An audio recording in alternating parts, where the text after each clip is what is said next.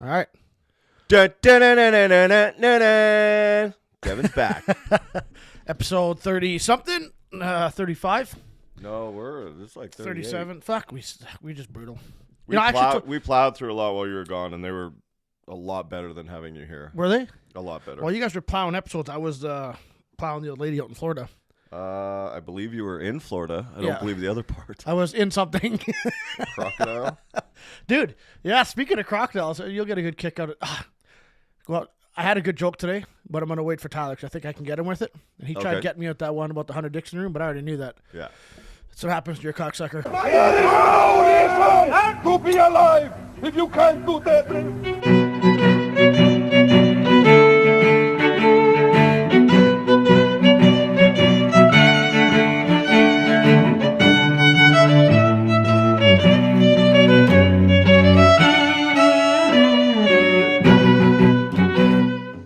But I got one for him for next week. Sweet. But I was kayaking with alligators. That's pretty cool. Well, I sent you pictures there of those snakes. Yeah, I know. That was awesome. Dude, I don't know how you do it, but snakes creep me out. Yeah? Yeah, they freak me out. It's a funny thing about snakes. Snakes and spiders. Virtually everyone has this inherent fear of them. Yeah, it seems, yeah. But no one has had a bad experience with one. Well, as a kid, I grew up with garter snakes. Yeah. That's all we have here. I don't think we really have anything else here. Big worms. Yeah. And we used to, I know you like snakes, but we used to grab garter snakes home and we would just grab and pop their heads off like dandelions. Yeah. And that's what we grew up in the country. Like, oh, look, a snake, let's kill it, right? You Yeah. know? And we grew up religious, like, it's Satan. You know, so Satan sticks. Yeah, it's one Sticks. it's one of his children. Kill it quickly. Yeah.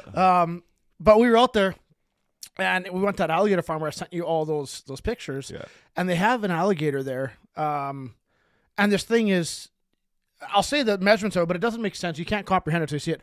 But I think it was 15 feet long, somewhere around there, and around 1,000 or 1,200 pounds. They have a name for it, either Gomek or something like that. It's a monster of an alligator. And they brought it over from Australia, I think is what it was. We did a little tour. And I'm gonna sound like Tyler today. Like, I gained a lot of weight from that diet I did. We'll discuss that another time. Well, you posted that picture on our holy Instagram. hell. Dude, it's bad. Yeah. No, on the Strong and Petty one. You just posted one. I haven't looked, but I don't even want to look. Well, you don't have to look. You posted it. Anyway, so I'm with this alligator, and it's behind a glass or acrylic glass that I don't think is thick enough for one. So you can go down under the ground, and you can see it actually swim underwater, and then it goes back up. And it had its girlfriend there. They said it was super depressed, so they brought his girlfriend over from Australia, and I think that cost them like $80 or $100. It cost more to get the girlfriend than to get the big alligator, just because it was so depressed it wouldn't move. So they brought this girlfriend. I mean, I'd pay more for a girlfriend than an alligator. Yeah, so would I. Yeah. And me being me, that the girlfriend's closer to the glass, like probably 8-10 feet from the glass. Yeah. So she's this way, and he's coming this, and he just stops there, and I go and tap on the glass, being that typical tourist. You're an asshole. Yeah, and that thing gets pissed off, the male, and comes around and blocks her off from my view, which I can still see because we're up high. But that thing started coming at me, and I'm like, this glass ain't thick enough. And I backed the hell out of there so fast. Yeah. I'm like, no, there's no way it's thick enough. Oh, they couldn't break this glass. Yeah. No, they could. Yeah. That's, there's that video, like gorilla in captures. Enclosures. Enclosures, yeah. Yeah, In thank captures. you. Two big brains. PETA on the would call show them in today. captures. Where it pounds the glass and cracks it. Yeah, I've seen And that one. That is so terrifying because it could kill everyone in there. And it wouldn't. I mean, you've done a lot of courses, but the strength of a gorilla, I'm sure you've learned it in some of your anatomy course stuff, is ridiculous compared to human strength. Yeah. It doesn't make sense. There's no comparison. Like a chimp Yeah. is stronger than us. Well, I think even a chimp could rip our arms off, if Yeah. I'm correct. Like, it has the strength to just pull your limbs off. Yeah. So we were down there. We did that. And then, of course, you can buy alligator food, which looks like dog food, and they charge you 25 cents at the vending machine. I don't know how many quarters I went through, because so me being me, I'm trying to get these alligators to fight. So I'm like throwing it in between Did your them. kids not go on the trip? No kids. Okay, I was going to say, why would you pay for alligator food when you sacrifice Everybody one? keeps saying that, oh, you didn't bring your kids with, you're such an asshole. And I'm like, no, I wanted a holiday. Mm-hmm. And next year we're going to take the kids. But I wanted just me and the wife. I went out to go with my buddy Mike. And when was the last time that Yeah. You and her had that Yeah, exactly. before they were born? Yeah, yeah. When have we done our holiday without them? We did Vegas. We drove to Vegas with them. Fernie. Oh no, we did Fernie without the kids, but with a group of friends. Yeah. Yeah, When that was that? years. Oh, frick, that was 7 years ago. There you go. Like, Yeah, so we did that, and I'm throwing alligator food. I'm trying to get them to fight because they all want this food, so they're just chomping. I was hoping to see one bite the other one's leg off or something, but it Yeah. didn't work. I tried. But then we went kayaking with the alligators. yeah. So I get to this place. Is it hard for them to hold the oars? Yeah, no, they hold two of them. Yeah, they're multi-talented. Yeah. So we get there, and this kid's like giving his whole spiel. The kid can't be more than like 23, 24. And he's like, hey, you're going to be kayaking with alligators. They're small, 4 to 5 feet. Most of 4-foot alligator, right? And he's like, don't worry, they're more scared of you than you are of them. And I looked this kid straight in the eye, and Did you ask them? yeah, I'm like, you want me to believe that shit? He's like, no, I'm telling you the truth. And I'm like, listen here, kid. I said, I go hunting back at home, bull for bears and buddies. We go up in the tree stand, 12, 15 feet in the air in our stands. We have a big stand that my buddy Kenny built. We just got a bow and arrow. By the time it gets dark, we have 5 or 6 bears in our stand. He says that we're not shooting because they're just not big enough. Or they're a mammoth cub. You don't want to shoot them. I'm like, now we got to climb down this tree and get out of there. And I'm glad that when you go out to kill, you're still thoughtful. Yeah, still thoughtful. Yeah. I was gonna make the most. No, they have kids. You can't kill I was them. gonna say. Find the bastard children and kill them. Shit. Yeah, I had such a good joke for that, but it's so racist. We're gonna leave that one alone. And I'm like, so if we climb down this down and you're with me, this kid's like, yeah. And I said, You and might now be we the have only to. person to go to Florida and come back less racist. Yeah. Jeez. Jeez. Mike got his work in with you. Yeah, Mike put his time in there. I'm like, if you go down the stand into the bears, now to get out, we got to walk a mile. I said, and I tell you, the bears are more scared of you than you are of them. You gonna believe me? Yeah. He's like, never heard it that way. No, I said, I wouldn't believe you either. I'm like, exactly. So tell me your bullshit story. So we kayaked, and I had an alligator come right beside my kayak, and an angle right in front of me. And like, I stopped paddling, but I was like, and it just continued on past. Didn't give a shit. I mean, if you're not bugging them, They're not, no. I'm saying this with zero experience, but if you're not disrupting their habitat and you're not posing a threat, Yeah. like they're not just out there looking for kayakers, you know. But And there's like a 4-foot alligator. Like, oh, it's huge. Well, half of its tail. Like, it actually doesn't look as big. I wouldn't challenge one. No. That's like they say they're when they close their mouth, the Yep. amount of force is however much. Yeah. But you can put a finger on its nose and it can't open its mouth. Yeah. I'm not finding out. I'll take your word for it. Did I ever tell the story of I think I might have told this, but my buddy Rick killed an alligator with a piece of rebar? No. No. So he was a missionary in Africa. And That's insane. yeah, there was alligator crocodile. Where it was. I'm going to mess the story up. And he listens, so he's probably going to tell me I'm a liar at some point. I'm going to screw details up some, but I know they hadn't built a bridge over the river to where the kids get school, so they were losing children to like the alligators. So Showing up late to school. what happened? My buddy, he's gone. We're Joe got eaten by an alligator. He just lost a leg. God Like, blessed him with a dog second ate my one. though. homework, but an alligator ate my best friend. Yeah. Why are you late? You have lots of best friends. Yeah, but I really like this one. Teacher's like, boom, detention. Yeah. So he went after the alligator and he cornered it where he had to slide into his belly, and the alligator was in this cave, and he killed it with a piece of rebar. That's wild. Yeah. And I'm like, how did you even do that? And he was a mystery. He's like, I think he had told me something. Like, I just believed God was on my side. I'm like, well, if anybody should believe there's a God, it's going to be the dude in the cave face an alligator with a piece of rebar in his hand. And if you didn't before, you find him real quick. You're going to believe it now. Yeah. Yeah. I don't have good animal instincts. No? You think, Like, are you like my wife where you think every animal should love you? no. Like, I'm not scared of them. But if it turns into a problem situation, I don't know what to do. Oh, like that, because you grew up more in the city. I'm a total city kid. Yeah, so you don't have the instincts of the country. Yeah, I get that. Yeah, my whole image is a facade. this country music. You're the dude wearing a Carhartt toque. Never. Every chick out there wearing a Carhartt toque is like taking pipe and laying. It's two different things. Yeah. Karen. Yeah. Could you beat what animals? Let's start with. What animals could I beat up? Let's go small and let's work our way up. All right. Hamster, bare hands, kill it. Oh yeah, and I'd eat it. Rabbit. Yeah. Captain Carrot. No, I love that thing. I don't think that He's the thing could best. hurt me. Sorry. I don't think it would hurt me. No, he wouldn't. No, it's a sweetheart. Yeah. Yeah. He's such a sweetheart. that is hard. And you got a pet rabbit, but I don't know. As a kid, we raised rabbits. My mother-in-law, they raise rabbits for meat. Yeah. And to kill those things, to shoot a rabbit, that's hard, man. Because they're so innocent. What are they doing? Like they're not doing nothing. They live their life in fear. Yeah, like Morgan had to shoot. I have a video on my phone. She wanted to start shooting animals and get her ready for hunting. And this was that she was 10. Is this the one you posted? Yeah. She shot her right behind. I'm like, shoot at this point. She's a deadly shot. But even that was like, she had a hard time. Like, well, this has to die for us to eat, so you need to be able to do this. Yeah. Like, it's a circle of life. It doesn't all come from a grocery store, dear. But you could kill a rabbit. Yeah. Cat. Yeah. Dog. Yeah. Any dog. Yeah, I don't think there's a dog out there that I couldn't kill, Okay, but it would royally mess up my life. You show up, stay in your garage. Yeah. And a Roddy has Morgan cornered. Yeah. And the only way to get out is to kill the dog. Yeah, I'd kill it. You could kill it? Yeah. Yeah, there's no doubt. Yeah. With as much graphic detail as possible, how would you do it? If I had to, let's say it's because you can take. I have buddies with pit bulls, and they're gnarly. Yeah. And I would hate to fight a pit bull. Like there's no or Roddy. I would be more scared to fight a pit bull. But Yeah, say a pit. yeah. What would I do? I mean, first of all, it's gonna bite you, so you're gonna lose an arm to bait instantly. You're instantly losing. You're not coming out unscathed. No, you're not. You're not. It's not gonna be a good time. Yeah. I would just try breaking his jaw as quick as I could. Could you? I think so. Yep. If you can get to the back of their mouth, if you stick your finger to the back of a dog's mouth, it won't bite you. If you can get it behind the last tooth, or you stick your fingers in, it won't. It's almost like it's disabled. This is keeping an alligator's mouth shut with one finger. Yeah. Some people might just go, "Oh, a dog would kill you," but I think I'm strong enough at my weight and my size.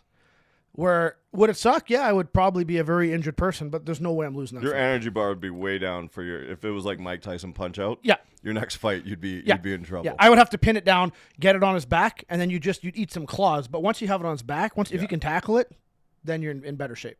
I think that's the best thing. Coyote, I wouldn't be too worried about. It would suck, but I'd fight a coyote. Fox. Yeah. A deer. Bare hands. You and a deer one-on-one. I tried. We tried that years ago. I cornered a buck. And I was fully confident. I've got a full cup of coffee. Tell me the whole story. I was at oh man, I'm sweating already. That's probably because I've gained so much weight. But I was at it's called an Alpha retreat. So it's a Christian retreat the church does, and me and my wife went there years ago. And a great time. It was a great time. And we're out cruising through the town up by Pine Falls, where the deer are a lot more tame. They're just in town and stuff. So I don't know if it's a non-hunting zone, I'm not sure. But anyways, we see this buck, and I'm like, I'm gonna catch that deer, and I'm fully confident that I can take on this deer. So we corner this thing. There's probably 6 or 8 of us, and we're cruising through town, and we corner this deer in the corner of a fence. And I was fully confident I could fight that deer and win until that deer turned around and looked at me, and I had it cornered from like 15 feet. And then I realized, nah, I don't think I'm fighting this deer. And I got out of the way, and it came right past me. And I'm like, no, because it's coming at me at the speed of those antlers. Yeah. But I was fully confident chasing it. When it was running away, I'm like, oh, you pussy, I'll get you.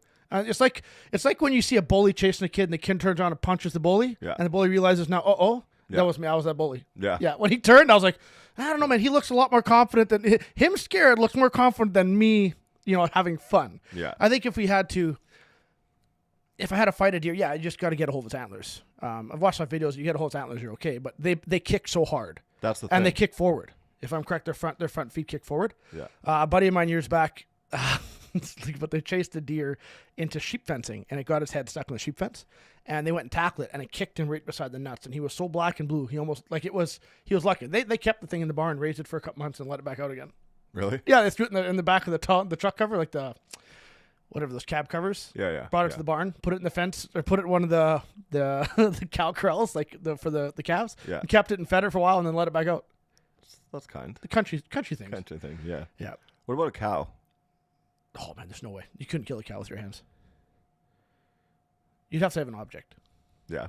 Like a coyote, you could probably kill with your hands by strangling it. Coyote? Yeah. Yeah. A coyote or something like that, or a dog. If you can get around his neck, you could probably strangle it enough that you're strong enough to do that. 'Cause it's not. But there's no way a cow, full-grown cow. I mean, they're not going to hurt you, but That's what I mean. yeah. The last one I just shot in the head of the 50 cal. Yeah. Yeah. Speaking of that, you ever butchered an animal? No. Would you? Man, I skipped biology when we had to dissect stuff. Oh, I'm butchering one this Friday. Huh? You're butchering a cow this Friday? Yeah. I just don't have much interest. I'll eat it with you. Yeah. Yeah. Well, and it's, I think I told it on podcast when I brought my nephew with to butcher the last one. Yeah. And we shot it with the 50 cal, and he just like started bawling. Yeah. And he just couldn't. He ended up getting his dad to pick him up. She's like, I can't do this. I'll tell you what, my sisters would disown me. If you butchered a cow? Like they're both like vegetarian for ethical reasons. Oh, so they don't listen to this podcast. They don't listen. No. Oh. I'd rather Your they sis- didn't. Yeah. Yeah. Like Mel just got married, and there were only Yeah, I've seen that. I'm like, there were only vegan options for the wedding. the dinner Because that was just this weekend, right? because she's just like, I can't have my wedding. It was just on Congrats. Saturday. I've seen that. Yeah, I'm like, Beeks has a hot sister? they're such gene hogs. It's disrespectful. It made no sense. I Like- seen the picture like that. And I was looking because there was a bunch of girls in the pictures. And I was looking for the ugly one. And I'm like, there's got to be an ugly one. That's going to be Dave's sister. Yeah, And then I see the tags. I'm like, nah, it's not the ugly ones. Yeah. Yeah, it's the good looking one. yeah. No, and the one in my post, Yeah. that she was a bridesmaid. That's not even the one that got married. Oh, shit. Yeah, Yeah. So, yeah. So you got, yeah. yeah. If you ever see a family picture of mine, I'd like to meet our mailman when we were younger. I was going to say you're Like, adopted for sure. Dad's 5'7", 5'8". He was like $130 when my folks got married. Holy shit. All the women in my family are like 5'3". My brother's 5'7", 5'8". He's like, You have a brother? yeah, Oh, so I didn't know either. yeah. He's about 150. 'Cause I know your dad, You and my 'cause I- brother would get along. Because I met your dad, and I Yeah. dealt with him in business there for a couple of years. Yeah, your yeah, dad, yeah. Your dad was a beauty. Yep. Yeah. Oh, Yeah. He's an absolute Yeah. beauty. Oh, every time I talked to him on the phone, once I realized it was your dad, because he said his last name, and I'm like, "Are you? There's no way there's more than 2 Beakleys in the city. So are you Dave's Yeah. dad? Yeah. Oh shit! And then I told him I trained with you guys, and then it was we got along great after that. Yeah. He's instantly your friend. Yeah. He's a great guy. But yeah, like family pictures, I don't look like I belong. I'm like 4 inches taller than everyone. Yep. I've got damn near 100 pounds on everyone but my dad. And it's I'll show you one upstairs, but it's just ridiculous. It's similar to my family. You look at my brothers. I mean, my little brother's skinny as shit. He Yeah. was when he came out of we went into jail. He's 6 feet and he was 127 pounds or something like that. Mm-hmm. Now some other stuff involves that, but Well, he was getting his fair share of protein. yeah. Yeah. And then when he got out of jail, he was like 175, so he got a little fat. But not like hair wise. Like my brothers can't grow chest hair to save their lives. Yeah. They're just like I don't even know if they have armpit hair. Like I don't think those guys ever had to shave their nuts in their life. Yeah. Where I'm just wondering what happened. Yeah. Like I didn't always have. I had hair, and then I took a bunch of. You take testosterone for enough years, and suddenly you turn it into. Wolfman. Yeah, I'm pretty sure that's the whole thing with Bigfoot is just a guy who's been cranking since he was 3 years old. But, He's got the good stuff. he was eating that Mexican cattle they eat there. That Canelo and all those guys eating, saying we didn't know there was tren in there. Or, Yeah. I don't know how this got in there. What do you mean cows don't eat Deca? This is crazy. Yeah. But yeah, no, I'm butchering one on Friday. I have to get it. Got to fill the freezer again. Actually, I have a bunch of beef still from the last one that I need to get rid of. So I think I'm going to bring it to the office and give it to all my workers. Hey, these are all leftovers from the last cow from the year Or, ago. I don't know if you have any friends that. You like beef? Well, you said you'll eat it. My bad. I love beef. What do I you got mean, a bunch do of I beef. love Yeah. Yeah. I got a whole cow coming, and You weren't serious when you asked that question. no, it's a comedy show. You guys, this Jeez. guy thinks Your that. deadpan delivery there was What a was retard. fantastic. Yeah, is there another animal? Yeah, horses. I wouldn't fight a horse. No, Donkeys? No, definitely not. no. So they put. I don't know if you probably don't know this, but they put donkeys in with the cows. So if you at home, like I rented out my land this year because I bought that quarter section, and there's always a donkey in, and that's to protect the cows from coyotes and wolves. Oh, Yeah, the donkey will kill them. cool. Yeah, so the donkeys, there's always a donkey in a herd of cows, and it's to Yeah. protect. You would think you'd have something different then, but there's always one ass in the group. It's true. Yeah. We're missing ours Yeah. today. Yeah, we're missing. Yeah, I guess you can tell. Tyler's gone. Big week for the guy. Yeah. First pro win. Yeah. Cuba, of all places, so that counts as an international pro win. Right, I would think. I can't International show. Yeah. I mean, it's with the circuit show. I didn't see, did you, I was trying to find a feed. See. I only saw what Tyler posted. Yeah, I couldn't find a feed. I went on today again, leading the show. I went on the Instagram page and I was trying to look for the event list, like what events were done. Like I know there was the sandbag for distance, which I was actually like to see. That I found that was a pretty cool event. Sandbag the shoulder for reps. Yeah.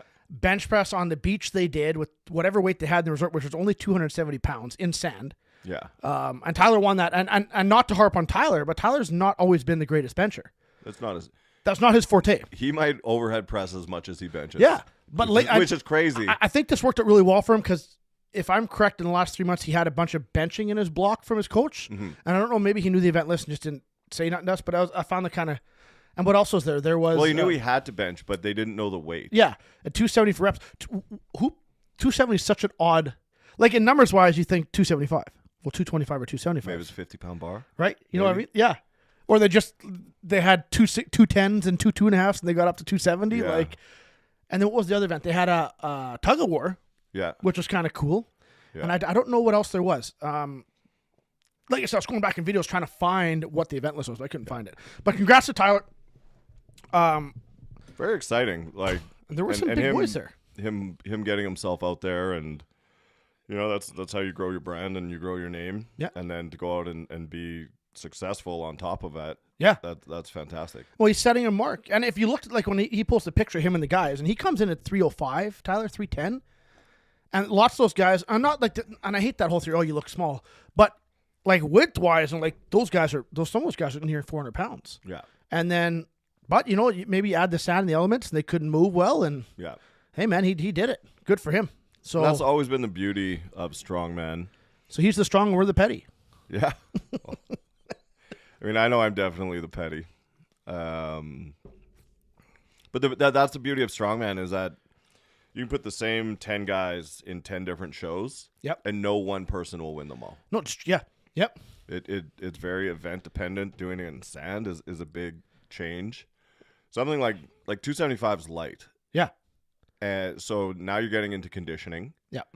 Because I'd venture to say almost everyone in that show is a 400 or over bencher. I would think so. So it just comes down to conditioning. Because at your best, what would you bench 270 for reps? What do you think of your best? 20 something. Yeah. So my best, I just did 275 the other day for reps, but I only got 14 or 15. Yeah. But I'm only 3 weeks back into benching now. But my best, I did 225 for 37 reps at a bench competition. So then I would think I would be in the... Sorry, 225? For 37 reps. For 37? Yeah. That was my best. So I think at 270, then, I probably... And when I hit that, I was only a 445 max. Then I maxed at 475, but I never went for a rep. Mm-hmm. But I bet you my rep wasn't as good because my conditioning was shit. Yeah. But I bet you at that point I probably could hit mid-20s at 270 if I was 37 at 225. Yeah. Yeah. Yeah. But but when you're not ready for that weight, like when you're going, there's bench, but what? Is it a max bench? So how do you train that? Is it a max? Is it 270 reps? Is it 225 for reps? Yeah. And that's a massive difference. You imagine if that resort only had one of those old little bars with the 1-inch weights? The York one? Yeah. Everyone has to grab outside the bars of the bench to get it off the rack. Oh, shit. Like what we all had in our basements growing up? Oh, yeah. And during COVID, you could sell for $3 a pound? Incline. When you set up to incline, your forehead's touching the bar. Yes. Yeah. And you weren't sure if the little bar underneath your pads can actually hold you? Yeah. Yeah, so congrats to Tyler. It looked like a pretty cool freaking show. Yeah, it'll be cool to hear the recap. Yeah. I think he... we'll save that for next week because he'll want to do the recap. Yeah. It looks like he had a little bit of fun out there as well. Mm-hmm. Or sounds like it anyways. I wonder if he got everybody liquored before the comp to just... Because I would do that. I would sabotage everybody. 100%. Like, I would be adding... I would find moonshine or Everclear down there and just start adding it to everybody's drinks. Yeah. Yeah. Into their water. I used to, when I looked like it was going to be a tough show, I would put Visine in people's water. Did you actually? No. Does that just make you shit or what? You'll throw up violently. Oh, yeah? Yeah. And you can't taste it. You can't tell it's in there. And no way. I didn't know it. Yeah. Do it to Scott one day. See, that's one of those city things that I don't learn in the country. Yeah. Like, my dream always, because the restaurant, small-town restaurant, everyone comes in the morning at 5 in the morning or 6 in the Mennonite towns, and they'll have coffee. Mm-hmm. And all the farmers sit around, and they always wear sweats. And some of them can be real cocksuckers, but and they gossip, and they do their thing, and yada. And I always, when I was a shithead, I always wanted to go in there, because Neil's family owned the restaurant, so I'd have access early, and drop X-Lax in one coffee cup, and Viagra in the same ones, like in the things. And then let nature take its course, and see which farmer is willing to stand up in a Mennonite Christian community with a hard-on, instead of shitting himself, or have to sit there and shit himself. like which was more embarrassing? You stand up with a hard on in a restaurant, or shitting your pants in a restaurant? I mean, you could always do the tuck under your Under the waist belt? waistband. Big tuck guy here. Big tuck guy. Have you done that? What? The tuck? Oh, I'm serious. I'm a big tuck guy. I had oh man, this is off topic. You'll like this. Years ago, I had a site meeting 2.5 hours away. I had to go meet it in the morning. I don't even know if I owned Red River yet. Might have just been their manager. But either way, Yeah. I was running a cycle getting ready for a show, and I had 2 packages unlabeled. One was T-ball, and one was Viagra, 50 milligrams. And I'd put it on the counter 'cause it was a buddy's, but he didn't want it, so I just took it back. I'm like, whatever, I'll use it eventually or something. And I had it on the counter. And Danielle threw it in the counter to the kids, threw it in the drawer on top of my T-ball pack. Mm-hmm. So I wake up at 4 a.m. I had to be on site by 6 or 7, and I had to pick a worker up on the way, or a subcontractor of mine that we had to go to a site visit Garrett just to go over the job. Wake up morning, I think I took 2 or 3 tabs. Boom, gone down the road. And I'm on a cycle, so I'm like, yeah, I'm horny, right? You know, Yeah. you're like a teenager again a bit. And I get about an hour out of the house. I'm like, man, like I'm driving by myself, and I get, why do I have a hard on? This is kind of weird. Like, yeah, I get horny, maybe thinking the wife, whatever. I gotta turn Yeah, this Aaron Lewis down. yeah. Aaron Lewis. Oh, I'm gonna go out there. And I get to Buddy's place, and I'm like, I still got a hard on. I'm like, shit. So I tuck it in the waistband, and we get out there, do the whole site visit. I still got a hard on the site visit. I'm like, okay, I get him running a cycle. We're running on hours now of a hard on. Yeah. I'm driving back to Winnipeg, and it's about, I don't know what time is this, 12 o'clock or 1 o'clock. So we're running on like 6 hours now. And I'm like, okay, there's something wrong here. Like, there's no reason. I'll get him on a cycle, but there's no reason I should have a hard on for 6 hours here. Yeah. And so I called the wife, and I'm like, there's something wrong. I called the wife, and I'm like, Danielle, yeah, I'm like, go into my drawer. Yeah. What package is on the top of the drawer? Oh, Viagra. Why?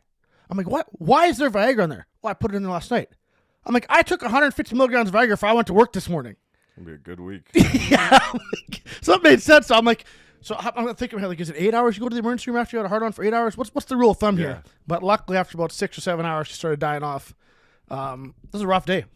I'm glad I wasn't at the office that day. I was gonna say you'd be getting lightheaded. Yeah. If you're the size of an average man, you would have passed out. Oh, I would have been done. Yeah. Yeah. Thank Yeah. goodness for my Asian origins. Yeah. You Yeah. only need a couple teaspoons of blood. Yeah, down that's there. right. That's where me and Jan have genealogy. You're on each other's 23andMe. So I was listening to the episode last week, Yeah. and I seen you cocksuckers making fun of my bands, Yeah. the Limp Bizkit. Yeah. And I'm going to side with whoever said Speaking of your Limp Bizkit. Yeah, speaking of my Limp Good Bizkit. transition. Yeah, great transition. I love Limp Bizkit. Of course I do. Yeah. Along with Creed. What other good ones are there back in the day? That's more grunge music. What would be the 90s? Creed was the one back then. Yeah.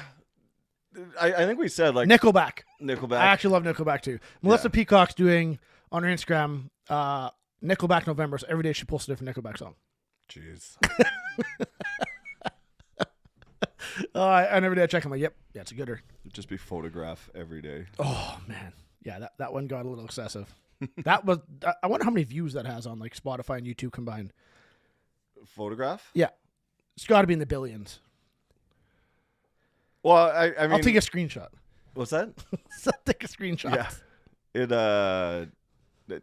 Nickelback was always funny when they were big because you never met anyone who liked them. But they were the biggest rock band around for like a 5-year window, maybe longer. But anyone you met hated them, and you're like, well, someone's listening to their music. Yeah, everybody secretly hated them. Yeah. Yeah. Yeah. Did you ever go to one of those shows? No. But I've been to Chad Kruger's condo in Yes, Toronto. you told that story. Yeah, you were partying with him. Yeah. Which is wild. Great dude. Yeah, I don't doubt that. Yeah. How was the hair? Fantastic. I was gonna say- I couldn't even come up with a better adjective. That just wasn't my kind of music. Okay. Yeah. So it wasn't like a Nickelback thing. But by then I was already I grew up on hip hop, and then I became country music guy, and I just didn't really have any appreciation. So who's your go-to for country? Sturgill Simpson's my guy. Sturgill Simpson. Text that after. I don't know if you've heard him. Maybe I've listened to a song, just didn't realize it. But Sturgill Simpson, Charlie Crockett, okay. and Tyler Childers. Oh, dude, that guy's unreal. I probably don't go a day without listening to at least one of them. So you know Zach Bryan there too? So next I was going to say the two young guys that I'm really into that took me a bit to get into just because I'm like being a crusty old guy is Zach Bryan's new album. Yep. Is probably my favorite album start to finish since Sturgill's Sailor's Guide to Earth. So cool Zach Bryan thing that happened this weekend. You know my buddy Chief, like Richard Inman? Yeah. He sends me a picture, and it's of Zach Bryan's Instagram. Yeah. And I'm like, no, wait. I go on Zach Bryan's Instagram, and I guess he posts on the story the songs he's listening to, and he posts Chief's song. No way. I'm like, there's no freaking way. Chief said, yeah, I guess he's listening to my music. And So I cool. jumped on his Spotify, and he got like 2,000 extra views on his song, like within a day. And I'm like, that's pretty cool. That's like that super cool. because he had another where he was sitting and having drinks and singing with Coulter Wall. Chief was? Yeah. Coulter Wall. He sent me a picture of him and Coulter Wall sitting there, and they're talking about music and whatnot. I'm like, that's pretty cool. Yeah, I like Coulter Wall a lot. Yeah. He's like Moose Jaw or something? Yep. Moose Jaw, right? I think he's Moose Jaw. I think so. He's Something like that. Saskatchewan. Yeah. Yeah. He's a good like old school guy. Well, he's got a ranch, and he's just a down to earth guy. Yeah. Yeah. But yeah, I was slow to become a Zach Bryan fan, and then try to listen to it with an open mind, and you're like, he makes good, heartfelt music. That song, And Fear Something in and the Friday- Orange. Something in the Orange is fantastic. Unreal. Yeah. But his Fear and Fridays album, start to finish, there's not a bad song on it. I'll listen to it. Yeah. Because I have a lot of his songs already on my playlist that roll. Yeah. Yeah. If you have your mood swings like I do, Yep. don't listen to it when you're on a downswing, because you might catch the next semi coming by. I realized I had to change my music going to the gym because I always listen to that type of music. Yeah. And it's just I can't even train anymore. I have my music going, and I'm just getting so depressed that I can't even train. Yeah. So I'm like, I got to go to something. I'm like, music. I just like to be. I'm like, I need something upbeat because I'm literally getting in the gym, and I'm just like, maybe I'll just drop the bar on my throat. Yeah. Like, Yeah. maybe it's my music. Whoopsie. What do you mean I can't bench 600 after a layoff? Well, give me a break. Yeah.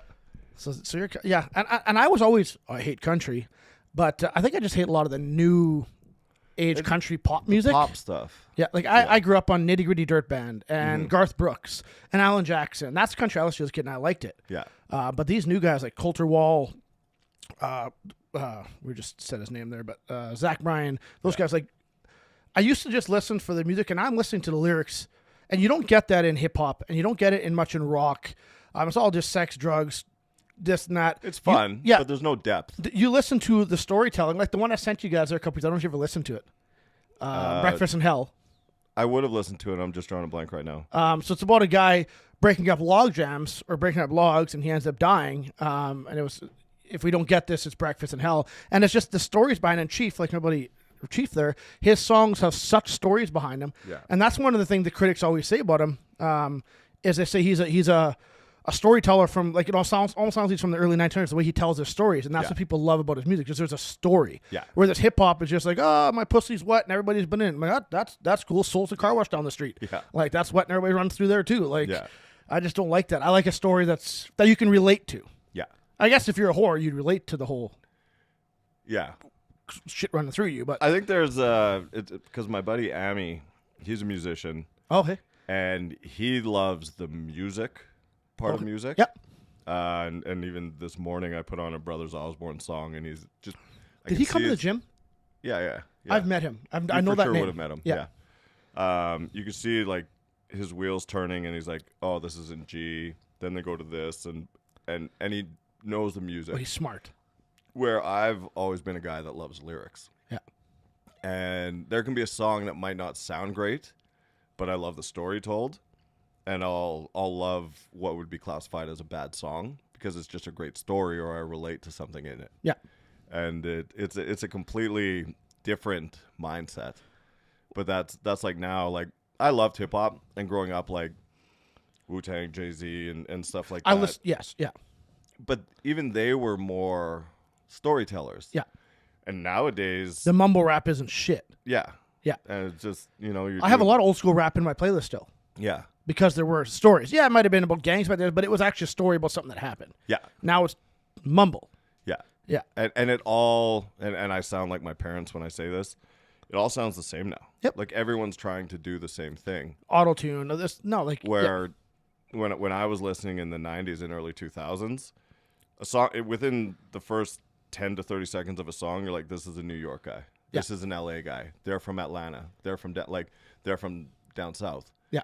And just by the beat alone or the way they rapped, you could tell. Everything is just, it's so formulaic and copycat that, you know, guys who are big like Lil Baby and Da Baby and and they might not be big anymore, but that's how out of touch I am. But you're just like, it sounds like you or I sat down with a drum machine and wrote some stuff and then just sold it to a record label. Yep. And they gave it to their best guy. Yep.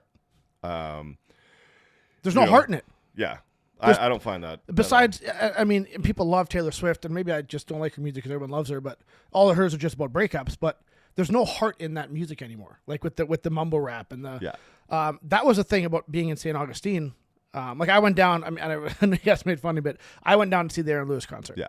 And that's been and I've been to Metallica, and I've been to Guns N' Roses, and I've been to Nickelback, and 3 Days Grace, and Godsmack, and I've been to a ton of concerts over the years. Yeah. By far my favorite concert. Aaron Lewis. Yeah. No smoke. All the shows you've been to. Yep. Yeah. In terms of performance of lyrics and that. Now, was it a big show? No, there was no smoke. There was no lighting. There was none of that. It's like Nickelback probably put on the best show in terms of smoke, lights, and what actually was happening back in the day. Yeah. But, yeah, I mean, he came out and he came out within the first 5 minutes. I'm sitting there as a Marine in front of me with his girlfriend. Like, I'm just surrounded by Republicans. Mm-hmm. And me being more of a center-leaning right dude, I was like, oh, this is my people. Yeah. And he came out within the first 5 minutes. He's the whole crowd's chanting "fuck Joe Biden," and he's making fun of, or he was talking about his guitarist who lost his job. So his guitarist like, that's my new guitarist. I just met him. He lost his job with another band, I think it was, because he wouldn't get vaccinated. And he's like, so I knew I needed to hire him, so that's why he's here, and he's amazing. He plays steel guitar. My goodness, does a steel guitar sound amazing live? I don't know if you ever heard a steel guitar. Yeah. It is unreal. So I was at the show, best show I've been at. I was in my glory. My wife just kept looking at me. I think I was almost crying. I'm like, this is just amazing. Like he chain smoked the entire show. Like I didn't. He was making fun of the crowd because no one can smoke in the crowd. Yeah. Not like I smoke anyways, but I smoked a ton of cigars down there. Did you? Oh man, I think my lungs are still sore. I've never drank and smoked so much in my life. Like not that I was drunk, but just consistently. Just a slow drip. Yeah. Like it was just everyone's went, grabbed a drink with my meal. Oh, lunch, grab a drink. I'm on holidays. They had no kids. I'm just like, I'm just doing what I want. Yeah. And it resulted in a shit ton of weight gain. But yeah. But that show was like, his voice was better in person than it is in his albums. He interacted with the crowd. Halfway through the concert, he's like, you know, guys, let's have some fun. He starts singing Bruce Springsteen. He starts just singing whatever the hell he wants. And it was just, because it was only a 600-person venue, and I was like, I could see his facial expressions from my seat, and I was second last row. Yeah. It just, I guess it was personal. Mm-hmm. And then I followed that up by going to St. Augustine, which is a big tourist community, but there's a live band every night of the week, and numerous of them all in this little area, in different bars. And I was at a live venue almost every single night. And the voice, so there's one woman that I went to a fancy wine place, and her voice, I've never heard something like that live. It was, she actually said, I'm at another show Saturday, so I went purposely to this other wine place to listen to her again, because I just couldn't believe the voice she had. And then I went and sat at another bar, just a guy with a big beard, long hair, just him and his guitar, singing songs like Atlantic City, and it was just the voices of these guys, and it just, I love that raw music. Yeah. I could go to that every day. Like I was in my glory out there. I was at live music almost every single night. I want to go to Memphis and spend a week down there and just kind of bar hop and listen to up and coming artists. Okay, is that Memphis or Nashville? Or sorry, Nashville. Nashville. Yeah, we drove because someone told me the same thing to Dean. Yeah, Dean, everybody. His goal is to go to Nashville. He likes me more than you. Yeah, he does. Yeah, but he can look at both. We had some truck drives together. Oh yeah, he's not so fond of you. He thinks I'm dumb, but he likes me more than you. Oh, Dean. Hope your new house burns before it's ready. He just bought a new house. Did he? Yeah. Good for him. It's just being built. Yeah. Yeah, new build. Dude, the guy's excited, man. I bet. Yeah. The guy's a beauty. Yeah. No, Nashville, we drove through there, but he told me to say that's his and his wife's goal is to go down there and listen to live bands. Yeah. Yeah. I could see me going down there next year. Oh, yeah? Yeah. Yeah. And, but yeah, it's young songwriters or guys who are experienced songwriters that sell their music to other guys like Stapleton and Jamie Johnson did that for years. Yep. Where they're just pumping out hits for other people. Yeah, they write them. They haven't caught on yet. Yep. One of my favorite playlists on Spotify is songs written by Chris Stapleton, and there's like 100 chart-topping songs. None There's of actually them. a list on there. Someone made a playlist I'm gonna of check songs that out. that he wrote, and it's Kenny Chesney, it's this person, it's that person, and he's written for everybody. And I'm like, I don't even think he needs to perform. Like, he's made enough money off of all of this. That's Chief's goal. His goal, he keeps like, when he was texting me, he sent me that thing with Zach Bryant, and he's like, oh, hopefully someone covers my song now. Because he had another band, a well-known band that wanted, they were gonna you have to pay him. Because Chief's smart, and he got all the rights to the song, the music, the written, like, there's all different rights you have to, or else lots of guys don't know it, and they put a song and someone takes the song, they don't have the rights, they don't get paid for it. Yeah. Where Chief has it all. And he's like, he says, I would just love to write music for other people. I don't need to be famous. I just like writing songs. Yeah. Because he's a good storyteller. So I never knew Chris Stapleton did that. Like, wrote for other people. Yeah, incredible writer. Yeah. And It's I kind just of way found off this from out. our regular strong and petty talk, but this is, Yeah, I just found this out that Taylor Swift writes for a lot of people as well. just find people. I knew she wrote her own stuff. Yeah. And it's very tailored to her. Tailored. How do you like Taylor Swift wrecking football? I love it. I love it I don't follow so football, much. so. No, but football fans are losing their minds. But it's brought so much money to football, extra. The NFL is just going to ride that as long as they can. Even after her boyfriend stops, they're still riding it. Yeah. Yeah. Like you're bringing in a whole new fan base. It's like it's like Jake Paul and Logan Paul doing boxing. Yeah. The true guys that like boxing, I love boxing, the art of boxing. Like, these guys were a joke when they started. I mean, Jake Paul's pretty skilled already, but they're a joke. But what it did for bringing in eyes to the sport, phenomenal. Fantastic. Like it's marketing genius. This new generation of kids that don't give a shit about anything other than their phones are now getting into something. Yeah. Yeah. Yeah.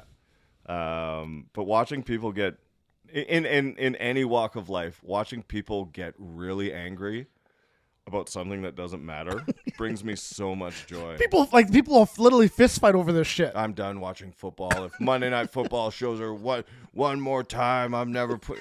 Why? Who cares? You want them to hurry up to a commercial you're not going to watch? Just don't watch. I want to see some truck driver's wife instead smoking Marlboros. Yeah.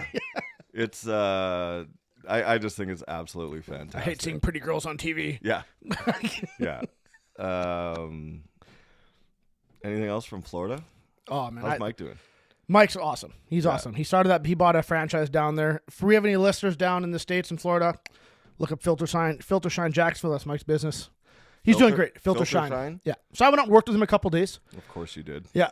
Everyone's like, "You on holidays?" I was so excited to go work with him. I mean, he's my best friend, right? Like, I got a couple really close friends. Him, my buddy Ross. There's some guys who mean a lot to me. And Mike, I've had people die that are close to me that didn't bother me as much as it did when he moved away. Mm-hmm. Like Danielle, she's like, I've never seen you like something bother you like this. And I'm like, oh, he's my best friend. He was my training partner, and it bothered me to the core.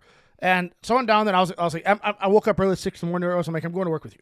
So we went out and we changed filters, and he's just starting out, so he doesn't have full days worth of work. Like he has like 3 or 4 mornings a week. He changes filters, and the rest he's just out in marketing. Yeah. And but it's pretty cool. He's got a cool thing going there. It makes sense what he's doing, like the business plan of what he's doing. No one's doing it. He's kind of first to market. Yeah, he's kind of first to market. And once people get on board, and once inspectors start handing out fines for dumping your grease in the drains, they'll have to come to him. Yeah. So it's phenomenal. When I was out there, he landed one account. He's doing a demo with him for the next 3 weeks, and if it goes well, which it is already, they said they'll give him all his restaurants, and it literally doubles his income.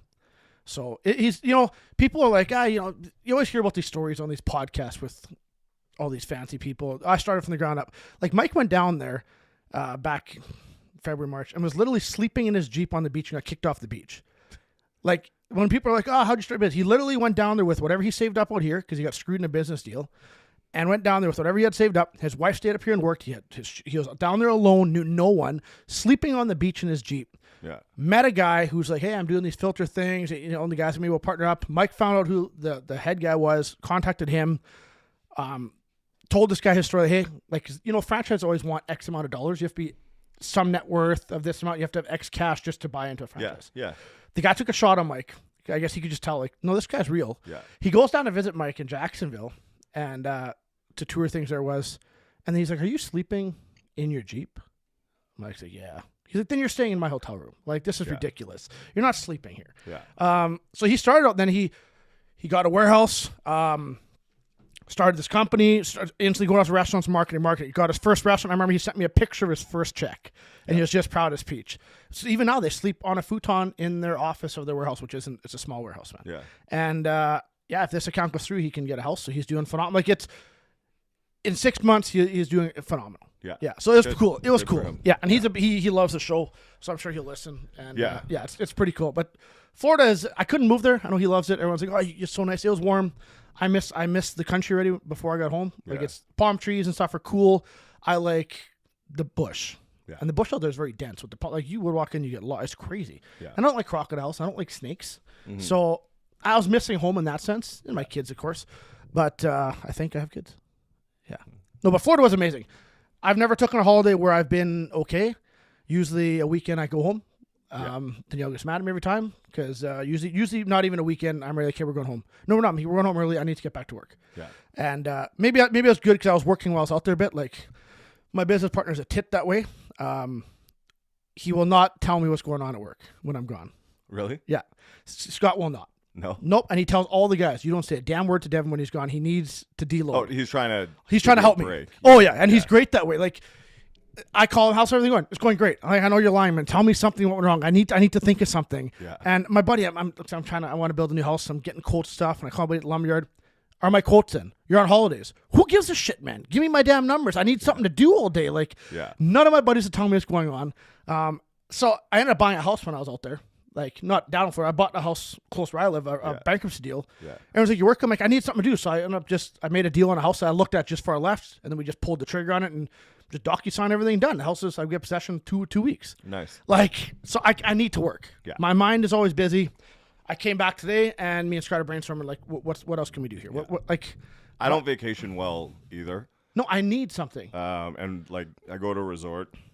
I'm a resort type of vacationer. Oh, the all inclusive. Yeah. You don't want to make your own food and shit. No. Yeah. And we went to restaurants every day, so we didn't really make any food. And to me, that is vacation alone. Mm-hmm. But I love to get up before most people on the resort are awake. Yep. Like you can walk from your room to the gym, 10, 15-minute walk, and you see 2 people, hit the gym, have breakfast. This is like a strict routine that I have. Yeah. Hit the gym at like 6:30. And you did the same when you were in Africa. You told me this routine. Yeah. Have breakfast 1, then go back to my room, and if I'm there with a partner or something, bring them a coffee. I have a coffee and Bailey's. They get up, they get ready, then I go back and I have breakfast too. Nice. So is the first one healthy? The second one is just all out? No, the first one is like omelet, bacon, stuff like that, and then the second one is typically like a plate of fruit. Oh, nice. Yeah. Yeah, and then by then it's like 10. And but by like noon or 1, I got to get on my computer and do something. I got to read something. I got to write something. I just get so restless. People who can, I was on the beach for 8 hours. You're like, what did you do? Like, what do you do on a beach for 8 hours? I read a book. Yeah. Like I get that. I'm the same as you. I can't. Yeah. I need to accomplish something every single day, and I'm sure you're very similar. Mm-hmm. So I and that was the big reason I stayed in the gym with depression is because if I did a workout, I at least accomplished something if my day went bad. Yeah. But I need to accomplish something every day that's putting me a step further than the guys who are behind me. Yeah. If that makes sense. The we can touch on some lifting actually this episode. I don't know if anything other than microdosing mushrooms has been as good for my mental health as the gym. So you did the microdosing mushrooms. Yeah. I was just listening to podcasts this morning. Yeah. About that. And I'm very, you know me, I've never even smoked weed in my life. Like I don't do. I'm a big pussy when it comes to drugs. Yeah, I've never touched a drug besides steroids, I guess. Yeah. But a buddy of mine recommended them for me because I didn't want to go the meds route. Yeah, I'm the same. I don't want to do my whole thing meds. has always been I don't want to mask the problem. I want to fix the problem. Yep. And I studied for almost a year and a half before I was willing to try them. And then I ordered some, and you're just like 150 milligrams, small dose. Yeah. And like people who do mushrooms, Yeah. a gram is a low dose. Yeah, guys will take 5, 6, So 7 like grams. 150 milligrams. Is And nothing. and you're just, it's like a weight is taken off your brain. And you're like, this is great. Like, Was it So I've never done it, but I was taking CBD oil for a bit trying to sleep because I have whatever. I did CBD to sleep, and it worked. Well, I had for mine like full. a week or two. Yeah, I had mine full THC, Yeah. and then I took 25 milligrams like when I first, and I got completely stoned on accident, and I had a panic attack, and I thought I was dying, and so I'll never touch it again. Yeah. And like I said, I've never been high, so I didn't want to be high, so it freaked me out. Yeah. But with the mushroom thing, did it give you, like, did you feel high, or did it just give you a relief? It just gave me a relief. There's no Any like, clarity or focus or all of that. Like I could sit down and write. The best part for me, honestly, Yeah. I didn't feel sad, and that was such a change. well, because if you're like me, I don't think a day's gone by. I can't remember the last day I didn't feel sad. Yeah. Like, and I'm not saying that. Hey, look at no. I don't think there's a day that's gone by. Like I could sit here and we'll do this podcast and laugh, and I'll get in my truck and I'll just be like, yeah, is this really worth it? Yeah. Like that's just the way my head works, and it sucks. And I know you're the same because we've had this conversation off air, and I took that away. Yeah. Yeah. Don't worry, Danielle. We'll talk. It's plant. It's fine. Yeah.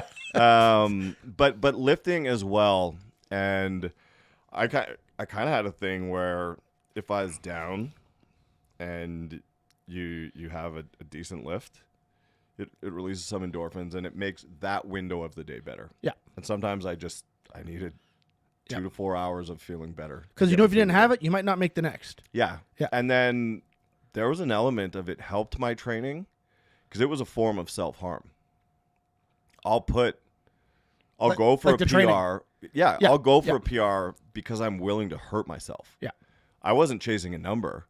It's like I'm willing to hurt myself to do this, not because I'm crazy and hardcore, because I'm literally willing to hurt myself. Well, because if you're in pain, you're at least feeling something. Yeah. That's the way I am. Well, Yeah. I'm in pain still, so at least I know I'm alive and I'm feeling something at least. I'm not just numb. It gave me something to look forward to every day because you're just like, it's the only thing I had control over. Yeah. I had control over other things, but when you're in that state of mind, you feel like you don't. Yeah. And it was the only thing. It's Monday, I'm squatting. And I know my whole workout. Yeah. And I know what numbers I'm going after. And I have control over all of this. Yeah. And like I said, we always have full control over our life and the decisions we make. But when your mind is like that, you really feel like you don't. And to go to a place that is familiar, so you're calm. Yep. Familiar surroundings, so it's okay. And you're familiar with the weights, and the weights don't judge you. The weights don't know your past discretions. Even though no one else does, you kind of feel like they do. Yeah. And you feel like, oh, like Devin knows that I did this, and he's looking at me and judging me. How would you know that? But in your mind just creates these things and spins out of control. Create scenarios that don't make any sense. Where a 45-pound plate is just a piece of steel, and it goes up and down. And you do that for a bit, and you sweat, and you're just like, okay, I'm gonna make it to tomorrow. Yeah. Come back and do this tomorrow. Yeah. And it completely, I say saved my life, not like I was gonna end it, but it saved my life. Like it got me through some dark periods. And even now, my lifting is completely different. Still, just if I go get 30-minute walk on the treadmill and stretch after, it's like I still did a thing. Yeah. I did something good for myself. Yeah. And I love lifting in the morning. And for me, it's start my day with 2 cups of coffee in the gym. But it's like I did a thing that's good for myself that's going to lead me to want to do another thing that's good for myself. And it kind of sets the tone for the day. What time do you train in the morning? 5? 6 or 7. Okay.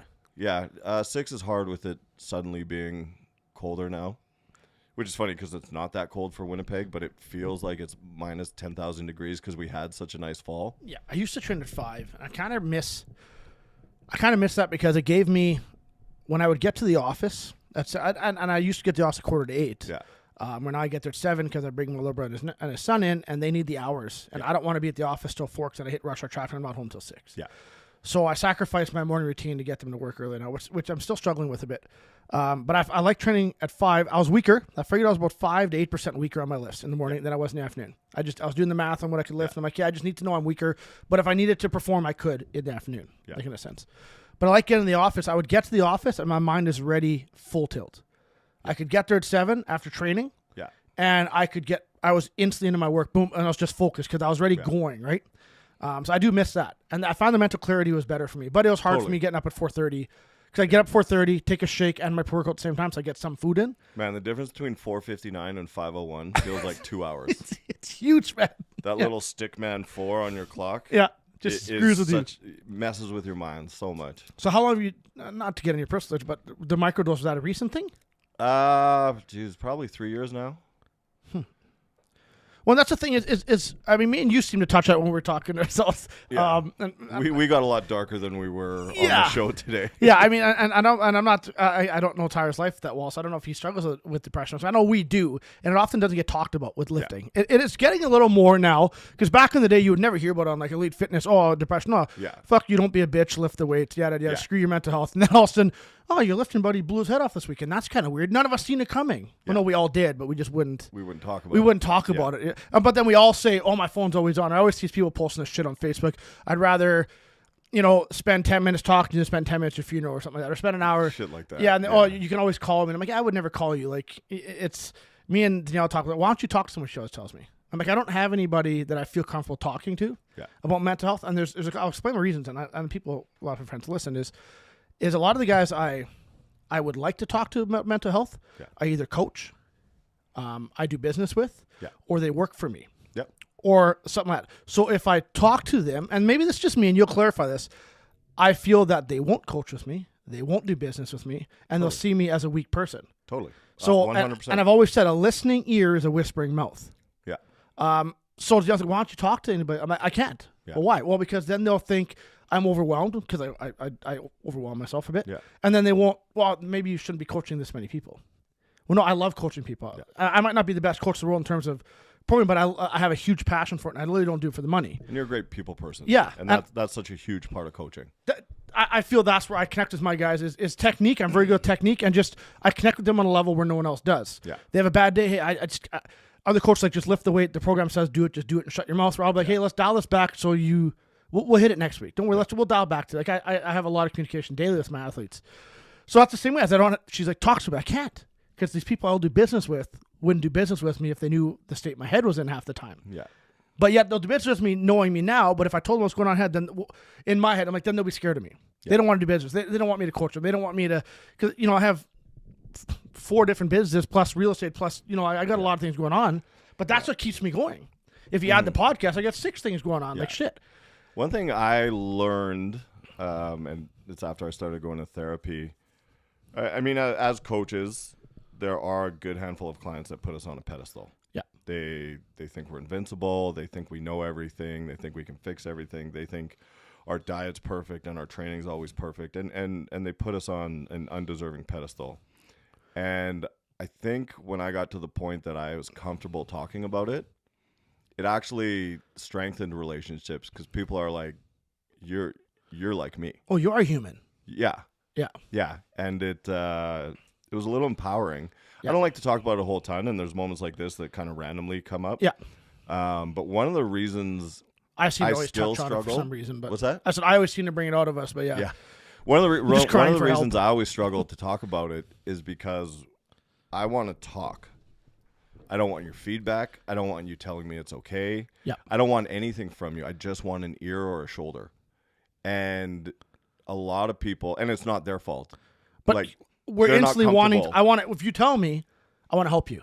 You don't want my help. You just want to talk. I had the same conversation with a client of mine, a friend of mine. He said the same thing. I don't want a solution. I know the solution. Yeah. I just need to say what I need to say. Yeah. And then you just listen and say, hey man, it's gonna be okay. Yeah. That's it. And we'll have to say it's gonna be okay. No. Like my go-to is like, I hear you, and I'm here if you want to talk more. Yeah. Because I can't fix it for you. Yeah. And I don't know that it's gonna be okay. It probably will be, but it's not my job to tell you that it's gonna be okay. Yeah. And I think one of the people I struggle most with is my mom, because she can tell when I'm off instantly. Okay. Yep. And a text or call like, how are you doing? And it's probably the only time that I ever lie to her. Yeah. I'm just like, yeah, I'm good. Yeah. I'm fine. She's like, no, you're not. I'm like, no, I'm not, but I don't want to talk about it. Because you know, she'll get into sending me Bible verses and and asking what the problem is. Yeah. And because moms want to fix everything. yeah. And what a lot of people don't get, like, oh, is it work stress? Is it this stress? No, I woke up and my brain just decided today's a day. Yeah. There isn't a thing that happened. And people who don't struggle with it don't get that. And you're like, alarm goes off, put your feet on the floor, and you sit there and you're like, I don't know if I'm leaving my bed today. Yeah. And I don't know what happens if I do leave my bed. Have you ever had that? Hell Like, yeah. no, have you ever had a day where you didn't leave your bed? Oh, yeah. You have? Oh, yeah. It didn't spiral? Sorry? So I had a day, and I can remember the day vividly. I couldn't tell you the exact day, but I had a day. Yeah. And I woke up, and it was a couple years back right after I had a bad day where I tried ending it. But anyways, and I woke up one morning, and I looked at Danielle, and I'm like, I can't do it today. I'm done. Yeah. She's like, well, just stay home. Because being the wife, my wife takes care of me. She makes my food. Like, she does everything for me. She's like, then just stay home today. Yeah. And I'm like, I can't. Well, no, you need to. Yeah. I said, I can't. Because if I stay home today, this will be it. Like, I won't leave again. Yeah. I had a friend that happened to. Stayed in his house for over a year. His family physically removed him from his house. Yeah. Because he got screwed over in a business thing and he spiraled. Yeah. And I'm like, I can't. Because I know the first day I don't leave this house, that's the start to the end. Yeah. If that makes sense. That's why I was asking. Obviously, you were tall enough to leave, but I've had that where I just won't. I'm like, I got to go. Yeah. So I was late for work by an hour. Yeah. Because I dawdled and I debated and then I left. But yeah, it's crazy. Yeah. It's tough. So yeah. Like I said, finding therapy really helped me, and I did not want to go because that was the biggest. I'm weak. I need therapy. Yeah. And once I started going on, and as gym guys, I was so wrong about that. Yeah. As gym guys, you need to be strong. Yeah. And you know what's beautiful about therapy? The person you're talking to doesn't know anyone you're talking about. Yeah. They don't go and talk about you. And you're like, they're good at pulling things from you. I've had sessions where things just randomly come up and I kind of like half cry, half chuckle where I'm like, I apologize. And I'm like, I'm rambling and I don't know why I just said that. And it's just like, it's okay. Like it crossed your mind for a reason. And then you leave and you're like, I always get exhausted after. I believe because that. I'm not used to feeling feelings. So I'm exhausted after, but you feel like a weight's lifted where you go, I didn't know I was dealing with that on the inside. It's been living there and I never acknowledged it. It's liberating in a sense, I think they'd call it, right? Yeah. Yeah. So. And I've never done that. I did do some. I've been looking for a therapist for probably about a year now. Yeah. And I go online, best therapist, because a typical search, what's the best therapist? And I just won't pull the trigger. Yeah. Because I'm like, I don't trust these people. Yeah. You know, like what if they're a piece of shit? You know, like what? So maybe you guys have a therapist you recommend? No. So it's yeah. But I always like touch on it. I like touch it because it's the mental health aspect of our lifting sport. Most people in our sports, powerlifting, strongman, not all, but lots struggle with depression. I mean, and how many people do I know in the gym over the years? A couple of them who've or you heard of have killed themselves, and it's crazy because it's a strong group of guys who get together every day, and it's the one time a day where they get a little bit of freedom, right? And I've had guys numerous guys reach out to me in the gym about the mental health, and I have a long talk with them and help them off the ledge. It seems I get a lot of that in my messages. A lot of guys message me, which is good. Obviously, they trust me to help them. Yeah. But yeah, it's pretty. And we're way past an hour already. Yeah. But there we go. I gotta get on with life. Yeah, I got workers actually sitting on the side of the road waiting for me. They need a ride home. Boss of the year here. Yeah. So no, I'd say that was good. Again, shout out Tyler for his big ass win. Yeah. And he'll be back next week. So we'll be back to probably some more scheduled programming. Yeah. Yeah. But yeah. All right. Great at show. Beakley Mobile, Strong Petty, Chud Life, Iron Age Training Grounds, Mantua Strongman. Like, follow YouTube page. Yeah, dude, interact with our stuff on YouTube and give us a review on Spotify, iTunes, Apple Podcasts, whatever it is. I'm not an iPhone guy. Yeah. But interact with us. It helps us get our message out there, and maybe we'll get. I think we're on the cuff get a sponsor, so help us out. Yeah, we're getting there. Take care, guys. Thanks.